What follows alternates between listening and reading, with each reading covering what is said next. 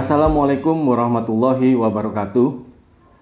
Terima kasih atas kesediaan Bapak, Ibu, dan rekan-rekan yang telah meluangkan waktu untuk menyaksikan video ini. Perkenalkan, nama saya Rizal Akbar Hutagalung. Saya adalah salah satu dosen di program studi budidaya perikanan, jurusan Ilmu Kelautan dan Perikanan, Politeknik Negeri Pontianak, yang saat ini sedang melaksanakan tugas belajar.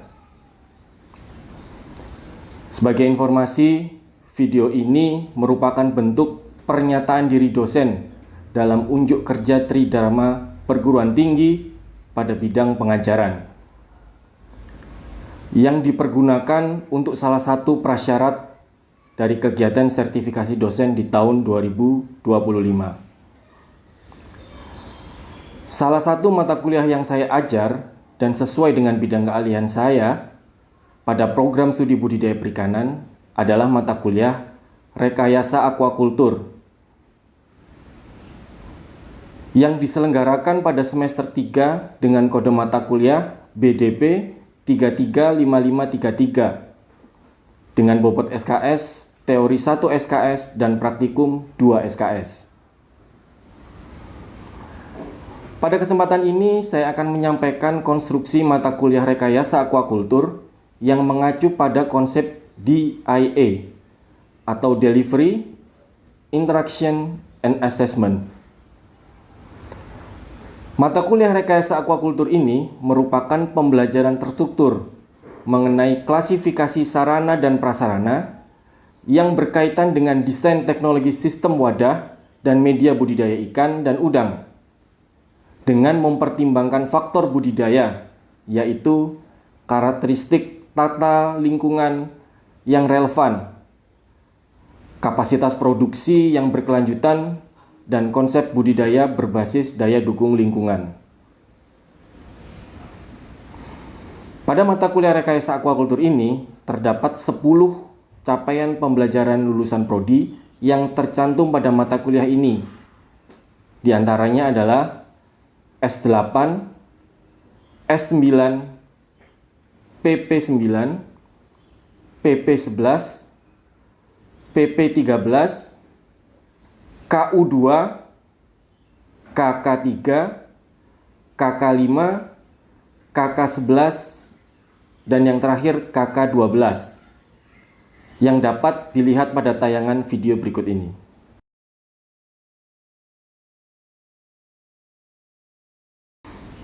Merujuk pada CPL Prodi yang dibebankan pada mata kuliah Rekayasa Aquakultur ini, maka terdapat 2 capaian mata kuliah yang menjadi pokok dari pembelajaran, yaitu 1.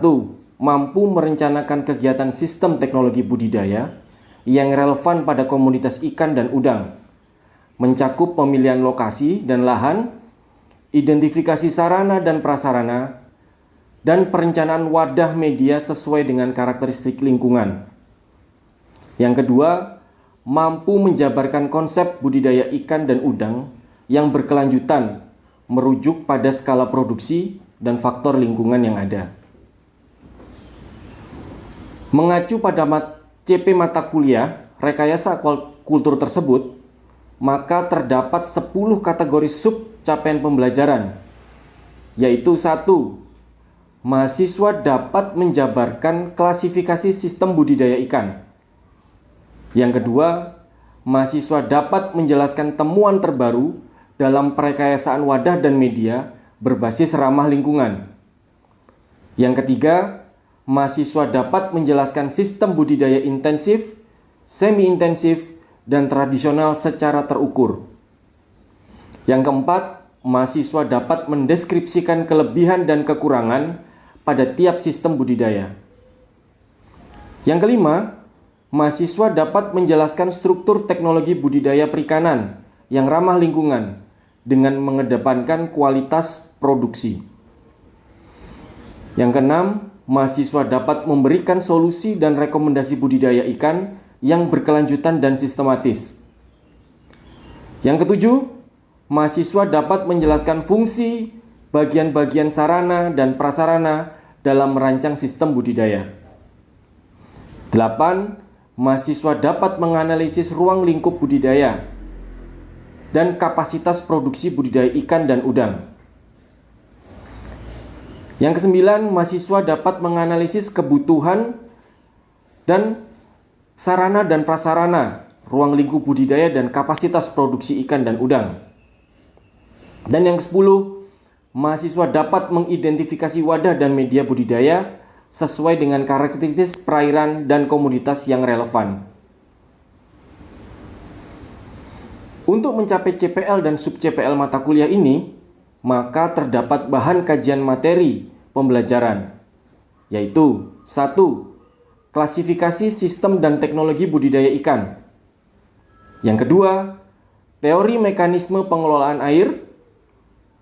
Yang ketiga, perkembangan teknologi budidaya ramah lingkungan. Yang keempat, konsep dasar persiapan wadah ikan endemik. Yang kelima, prinsip kesesuaian media budidaya pada pembesaran ikan dan udang. Yang keenam, sarana dan prasarana budidaya ikan dan udang. 7. Analisis kesesuaian lahan dan karakteristik lingkungan. 8. Konsep desain wadah dan media hatchery ikan dan udang. 9. Analisis penurunan produksi budidaya ikan dan udang. 10. Perencanaan tata letak wadah dan media budidaya berbasis lingkungan. 11. Analisis daya dukung lingkungan.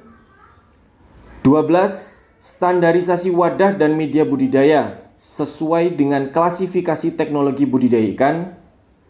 Dan yang ke-13 adalah budidaya ikan berbasis urban farming. Untuk mendukung keberlangsungan proses belajar mengajar, maka model pembelajaran yang digunakan adalah kombinasi antara interaction based learning, pembelajaran berbasis masalah atau project based learning, dan pembelajaran berbasis proyek atau project based learning.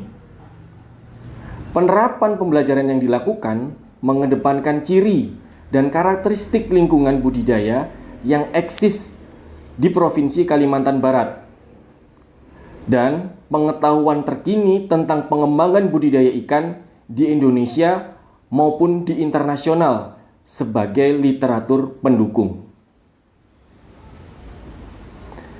Sistem penilaian mata kuliah mengacu pada Peraturan Direktur Politeknik Negeri Pontianak Nomor 4 Tahun 2022 tentang penyelenggaraan pendidikan di Politeknik Negeri Pontianak, yaitu 40% teori dan 60% praktikum.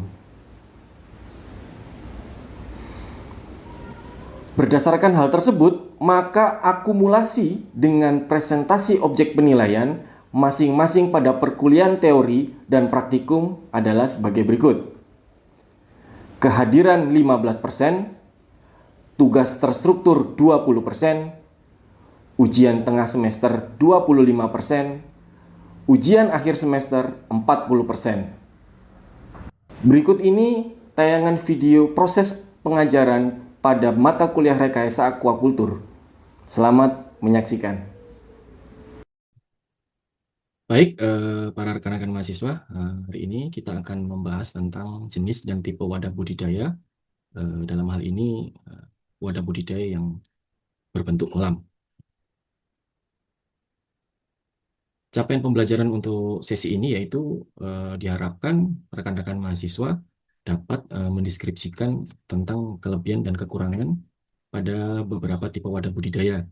Dalam pertemuan ini khususnya wadah budidaya yang berbentuk kolam pada setiap sistem budidaya. Sebelum kita membahas tentang wadah budidaya kolam khususnya secara detail, maka perlu kita pahami dulu dan samakan persepsi bahwa deskripsi dari kolam adalah perairan di daratan yang ukurannya lebih kecil daripada danau dan mempunyai kemampuan dalam menahan air, sehingga dapat dimanfaatkan untuk kepentingan budidaya ikan maupun udang. Jadi kolam merupakan wadah budidaya yang berada di wilayah daratan, di mana bentuk-bentuk kolam mempunyai variasi yang berbeda-beda. Ada yang berbentuk tabung, ada yang juga yang berbentuk persegi atau persegi panjang.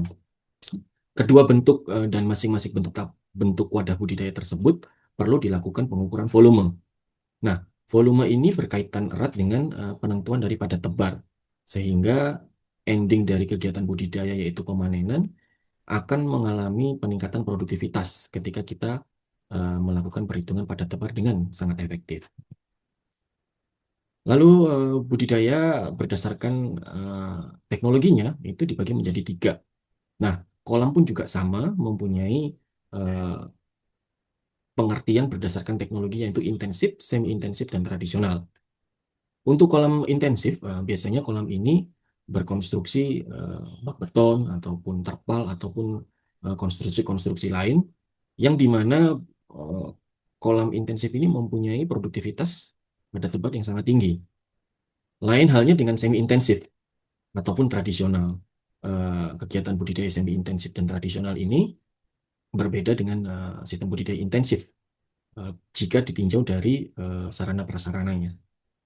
Lalu berdasarkan fungsinya, kolam dapat diklasifikasikan menjadi 4 dan 5 fungsi dari kolam tersebut. Yang pertama yaitu kolam yang diperuntukkan untuk memijahkan ikan, kolam yang diperuntukkan untuk pemeliharaan induk, kolam yang diperuntukkan untuk perawatan penyakit atau kita sebut sebagai kolam karantina, dan kolam yang digunakan untuk penetasan telur.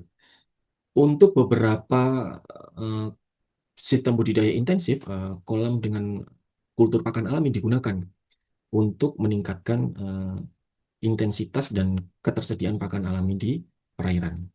Lalu kolam berdasarkan bentuk ya.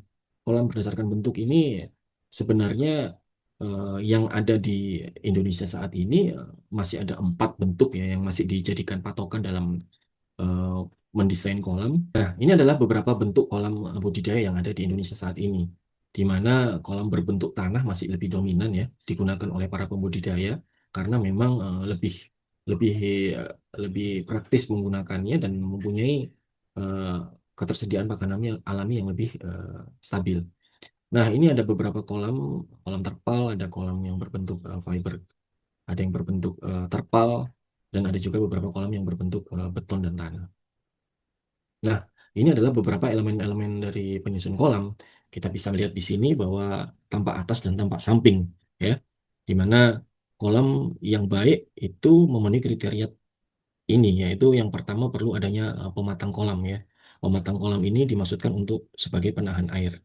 Lalu yang kedua, inlet dan outlet dari kolam tersebut. Jadi kolam yang ideal adalah kolam yang mempunyai inlet dan outlet yang terpisah. Jadi ada beberapa kolam tradisional sebenarnya yang mempunyai inlet dan outlet yang sama. Dan ini menjadi sangat riskan dalam eh, percampuran air air masuk dan air keluar.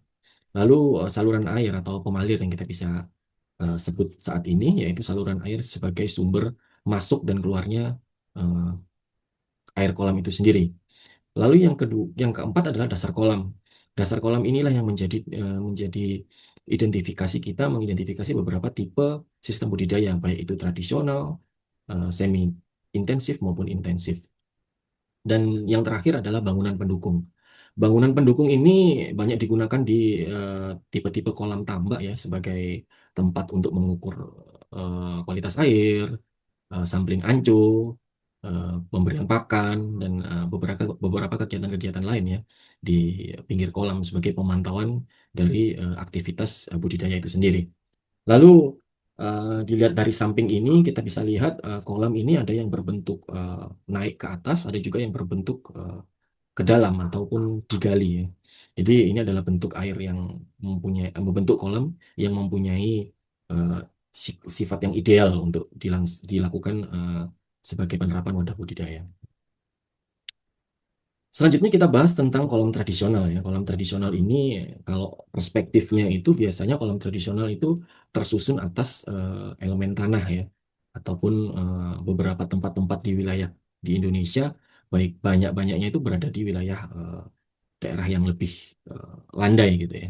Jadi kolam tanah ini atau kolam tradisional yang kita sebut mempunyai prinsip yang sama sebenarnya dengan kolam pada umumnya. Ada inlet, ada outlet, ada dasar tanah, ada saluran air juga. Namun perbedaan pada elemen pembentuk kolam tadi, yaitu berupa tanah ataupun bahan-bahan yang mempunyai kemampuan dalam memproduksi mikroorganisme yang ada.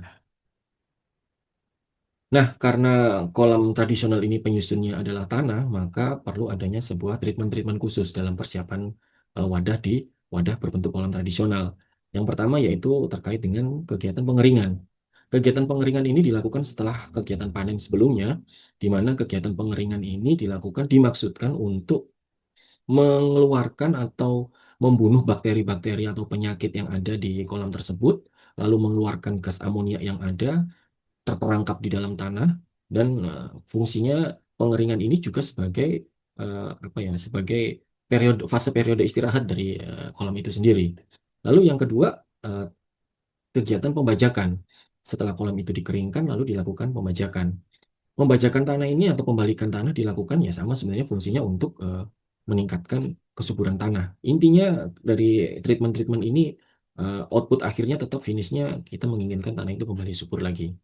Nah, untuk pembajakan tanah ini dilakukan biasanya 3 sampai 4 kali siklus budidaya.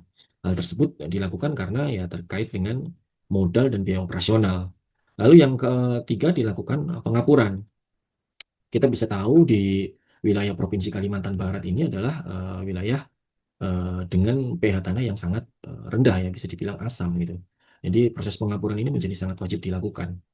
Proses pengapuran biasanya dilakukan setelah proses pembalikan tanah. Hal tersebut dilakukan karena eh, supaya kapur ini dapat masuk ke dalam sela-sela tanah dan dapat mendegradasi sifat keasaman tanah tersebut. Lalu yang keempat adalah pemupukan, di mana pemupukan ini dilakukan fungsinya untuk meningkatkan bahan organik yang terkandung dalam perairan tersebut, ya. Maka dari itu perlu adanya pencampuran tanah dengan bahan-bahan organik pendukung eh, pendukung aktivitas organisme itu sendiri. Lalu yang terakhir adalah proses penggenangan. Proses penggenangan ini dilakukan dimaksudkan supaya terdapat upaya pencucian sebenarnya. Pencucian dasar kolam dan pematang-pematang. Nah, dengan berkembangnya zaman dan padatnya penduduk, maka eh, saat ini banyak dikembangkan beberapa tipe kolam, yaitu kolam terpal, ya. Kolam terpal ini sebenarnya lebih praktis dan hemat lahan gitu. Tidak banyak lahan yang digunakan dan eh, apa bentuknya lebih praktis disusun, mau dipindah-pindah juga bisa lebih fleksibel. Lalu ikan yang dihasilkan juga tidak berbau tanah, ya. Kita tahu saat ini banyak sekali di pasar-pasar, ya, kita bisa identifikasikan bahwa beberapa ikan di pasar mengalami bau tanah gitu, ya. Tapi untuk beberapa kolam terpal ikannya lebih tidak berbau tanah, lalu lebih mobile, lebih bisa dipindah-pindahkan. Lalu perawatannya berbeda dengan kolam tradisional tanah tadi. Perawatan kolam terpal ini justru lebih simpel, ya. Setelah panen tinggal dibersihkan, tidak perlu adanya pembalikan, tidak perlu adanya pengapuran, tidak perlu adanya pencucian dan pengeringan. Hanya dibersihkan, lalu dikeringkan sebentar dan bisa digunakan kembali. Sederhana, simpel, eh, kita sampaikan tadi, biaya operasional lebih ringan. Lalu kelebihan yang terakhir yaitu suhu air pada kolam itu relatif stabil, ya. Kita bisa lihat tidak ada kontak langsung antara lingkungan sekitar dengan air yang ada dalam kolam terpal. Jadi kontak langsungnya itu sangat minim sekali, sehingga suhu pada kolam terpal ini, apalagi kalau semuanya kolam terpal tersebut diberi atap di atasnya, mungkin akan lebih relatif menstabilkan suhu. Nah, kelebihannya kita sudah bahas. Saat ini kita akan membahas tentang kekurangan dari kolam terpal tersebut. Kolam terpal yang buruk berdampak pada kualitas air. Nah, ini kita bisa tahu ya, kualitas terpal ini beda-beda nih, macam-macam nih. Kalau memang kualitas terpal, terpal yang bagus, yang mempunyai ketebalan tinggi, dengan kondisi apa namanya, fleksibilitas bahan yang bagus, biasanya akan lebih relatif kecil berdampak pada kualitasnya. Tapi kalau kita menggunakan terpal yang kualitasnya lebih buruk gitu ya, jelek gitu ya, kena air sedikit biasanya sudah mengelupas tuh pewarna-pewarnanya. Nah, itu akan mengakibatkan penurunan kualitas air bu wadah budidaya. Tambak ini khusus memang. Kolamnya seperti tanah, tapi kita kita klasifikasikan khusus karena berada di daerah pasang surut atau di wilayah pesisir laut. Jadi tambak itu dikatakan tambak jika dia berada di pasang surut air laut. Jadi mengklasifikasikan tambak bukan berdasarkan bentuknya, tapi berdasarkan lokasinya. Sehingga eh, tambak ini biasanya digunakan pada perairan payau ya, kegiatan budidaya air payau. Dan komunitas-komunitas air payau saat ini banyak di Indonesia, seperti kakap ya, seperti udang faname, udang windu, dan ikan bandeng. Nah, tadi sebelumnya kita sudah bahas tentang tambak menurut bentuk ya. Tambak menurut bentuk kita bisa lihat tambak berbentuk lingkaran, tambak berbentuk persegi, tambak berbentuk persegi panjang, dan tambak berbentuk tak beraturan. Nah, dari bentuk ini sebenarnya kita bisa klasifikasikan tipe-tipe teknologi yang diterapkan dari unit budidaya tersebut. Ketika kita bicara tentang tambak yang berbentuk lingkaran atau berbentuk persegi ya, nah, tambak tersebut mempunyai klasifikasi tipe teknologi intensif ya, karena mempunyai bentuk yang presisi dan memanfaatkan lahan yang ada sehingga eh, apa namanya pembuatan kolam-kolam ini dapat dihitung pada tebarnya dan produktivitasnya.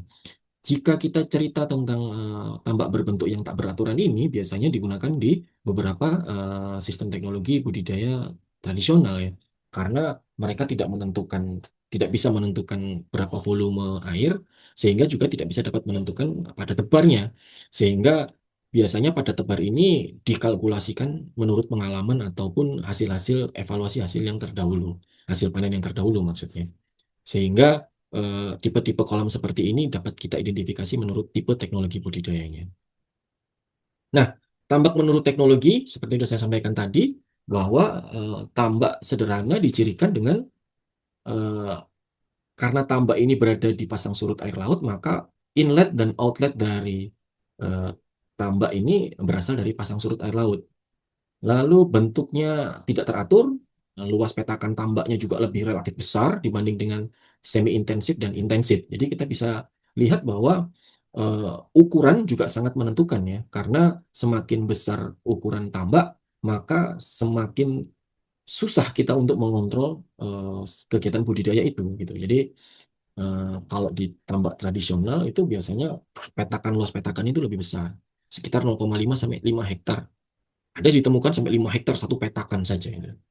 Kedalaman air umumnya hanya mampu kurang dari 70 cm karena mengisi airnya cukup lama dan mengandalkan pasang surut yang hanya satu malam, 2 malam gitu. Jadi eh, sungguh apa namanya volume airnya yang digunakan itu sangat besar sekali. Produksi yang dicapai umumnya rendah karena tidak dapat menghitung produktivitas berdasarkan volume dan padat tebar. Nah, tambak semi intensif klasifikasinya di atas dari tambak sederhana, di mana eh, pemasukan dan inlet dan outletnya sebenarnya masih bergantung pada pasang surut. Namun bentuknya sudah mulai teratur tuh. Sudah bisa menentukan volume dan bisa menentukan pada tebar.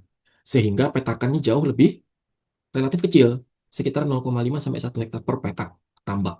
Jadi proses pengontrolan kegiatan budidaya pakan, penyakit, serta sampling pun sudah mulai dilakukan di tambak semi intensif.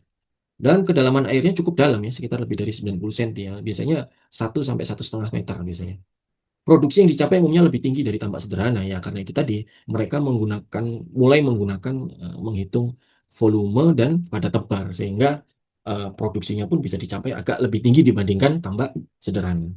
Sedangkan tambak intensif dicirikan sepenuhnya inlet dan outlet sudah tidak bergantung dengan pasang surut. Jadi dari mana Pak inlet dan outletnya? Inlet dari tambak intensif biasanya didapat dari pompa. Mereka menarik pipa sepanjang 2 kilometer sampai 5 kilometer ke laut untuk mendapatkan sumber air laut yang baik dan mereka melakukan pengeboran air tawar yang dicampurkan dan disetting salinitasnya. Mau salinitas berapa, tinggal mengambil air laut berapa, mengambil air tawar berapa, sehingga temulah salinitas seperti itu. Nah, itulah eh, ciri utama dari tambak intensif. Lalu bentuk petakannya sudah mulai teratur karena mereka memang sudah memanfaatkan lahan dengan efektif. Jangan sampai ada lahan yang kosong dan tidak produktif. Luas petakan tambak lebih kecil. Seperti yang saya sampaikan tadi bahwa semakin besar luas petakan tambak, maka semakin sulit dalam proses pengontrolan. Oke, saya rasa cukup sampai di sini materi yang saya sampaikan eh, untuk memperjelas proses pembelajaran ini, maka saya persilahkan pada rekan-rekan mahasiswa untuk Jika ada pertanyaan, maka silahkan ditanyakan. Izin bertanya, Pak. Ya, silakan. Apakah ada konsep budidaya ramah lingkungan yang sudah diterapkan pada budidaya tambak air payau saat ini, Pak? Dan apakah efektif dalam pengelolaan limbah sisa pakan komoditas payau? Terima kasih, Pak. Baik, terima kasih atas nama Mbak Adinda ya. Pertanyaan yang bagus sebenarnya. Ini kita dalam beberapa tahun ini sudah mulai bercerita tentang daya dukung lingkungan dan ramah lingkungan. Eh, di tambak pun sama. Kita tadi sudah cerita tentang tambak intensif yang mempunyai produktivitas tinggi. Perlu diingat, rekan-rekan mahasiswa, produktivitas yang tinggi akan melahirkan limbah yang tinggi juga. Limbah yang tinggi akan melahirkan kerusakan lingkungan dan produktivitas semakin lama akan semakin menurun. Nah, pertanyaan Mbak Dinda tadi terkait dengan apakah ada sekarang tambak yang ramah lingkungan. Nah, saat ini banyak dikembangkan oleh beberapa pembudidaya-pembudidaya intensif ya, yaitu tambak dengan metode tambak yaitu silvofisheries, yaitu yang menggabungkan antara pemanfaatan mangrove dengan tambak itu sendiri. Nah, mangrove ini difungsikan untuk nutrient trap atau sebagai pengelola limbah awal sebelum limbah tersebut larut ke dalam laut. Nah, silvofisheries ini sebenarnya bisa diterapkan di semua kondisi tambak di Indonesia ya. Maka dari itu sangat efektif menurut saya dalam mengelola limbah. Karena dengan adanya mangrove dan beberapa tanaman yang mengelilingi dalam satu petakan dapat menurunkan sekitar 40-60% limbah yang sebelum dibuang ke laut. Jadi limbah tersebut bisa dapat di apa namanya diurai dulu di wilayah hutan mangrove di sekitaran petakan tambak itu sendiri. Jadi untuk saat ini yang efektif dan sangat relevan digunakan pada tambak budidaya di air payau yaitu sistem budidaya tambak silvofisheries. Mungkin itu yang bisa saya jawab, Mbak Dinda. Terima kasih atas pertanyaan. Selanjutnya, sebelum saya akhiri sesi pertemuan ini, saya akan coba menjawab. Tadi saya akan coba sudah menjawab, saya akan coba bertanya dulu kepada rekan-rekan mahasiswa nih, sejauh mana rekan-rekan mahasiswa dapat eh, mengetahui materi-materi yang saya sampaikan. Nah, terkait dengan materi yang saya sampaikan tadi, saya sudah sampaikan terkait dengan kolam tradisional atau kolam tanah, gitu ya. Nah, terkait dengan kolam tanah, saya ingin tanyakan nih, apakah ada hubungan yang relevan, yang logik ya, yang logis eh, bagi kesuburan perairan? Mengapa kolam tanah mempunyai kesuburan yang lebih tinggi dibanding dengan kolam-kolam yang lain? Silakan, siapa yang bisa menjawab? Saya izin menjawab, Pak. Ya, silakan. Jadi kolam tanah, kolam tradisional itu biasanya banyak mengalami degradasi bahan organik oleh mikroorganisme air, Pak. Yang itu bisa meningkatkan kesuburan perairan dan dari situ sehingga bisa berdampak positif dalam meningkatnya ketersediaan pakan alami di perairan, Pak. Seperti itu. Baik, tepat sekali ya. Tepat sekali ya, Mas Panji ini jawabannya. Jadi, aktivitas organisme tersebutlah yang menjadi eh, peran utama dalam meningkatkan kesuburan di kolam-kolam tanah. Saya rasa ini sudah juga perlu diidentifikasi ya terkait dengan kelebihan dan kekurangan dari beberapa tipe wadah budidaya, baik itu intensif, semi-intensif maupun tradisional. Saya kira cukup pertemuan hari ini materi yang saya sampaikan dan semoga dapat dipahami dan dimengerti oleh rekan-rekan mahasiswa. Kurang lebihnya saya mohon maaf. Eh, Semoga kalian semua sehat dan sukses selalu. Wassalamualaikum warahmatullahi wabarakatuh. Waalaikumsalam. Waalaikumsalam Terima kasih. warahmatullahi wabarakatuh. Terima kasih, Pak.